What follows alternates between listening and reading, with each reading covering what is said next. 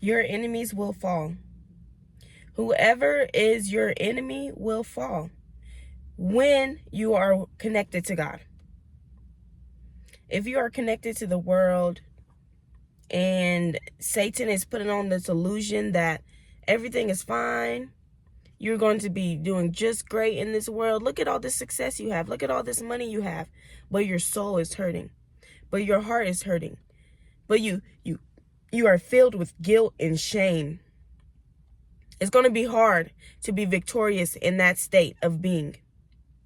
Until you come to Christ and until you accept him as your Lord and Savior, it's going to be hard for your enemies to fall. But when you go to God and you rely on God and you pray to him, watch them try to attack you. Watch them try to defeat you, and watch it come right back on them like a boomerang.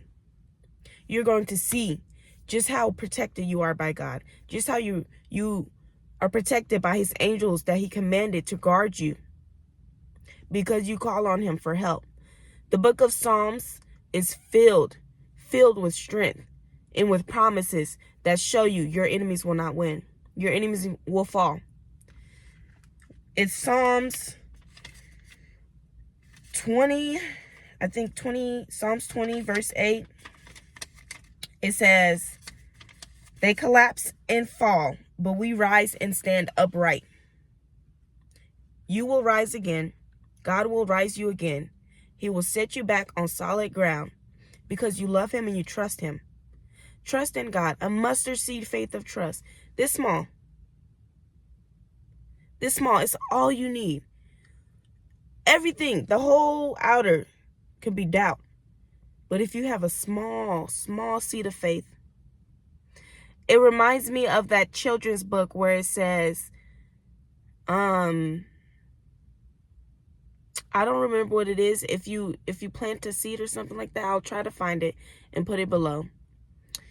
But it started off small. Everything starts off small.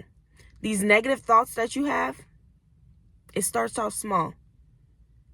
And then it starts to fester and it starts to grow. And you have to nip these things in the bud immediately.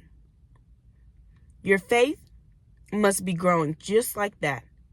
Have you ever seen the mustard seed and then how big a mustard seed tree grows to? It's much greater. The Lord is not saying to have small faith, but he's saying to start with that. Start with small faith. Start with some type of faith for him to get you where you're supposed to be going.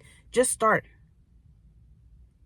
When that woman who was bleeding for 12 years, 7 days is already enough for me. But 12 years straight, she said, no, I'm not giving up. I don't care who I got to go to and who I got to trust in. I'm going to do that until Jesus came and changed the entire game.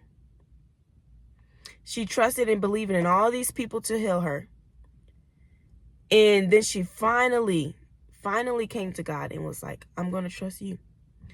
If only I just touch the end of his cloak. If only I don't even got to touch him. If I touch his clothing, I will be healed.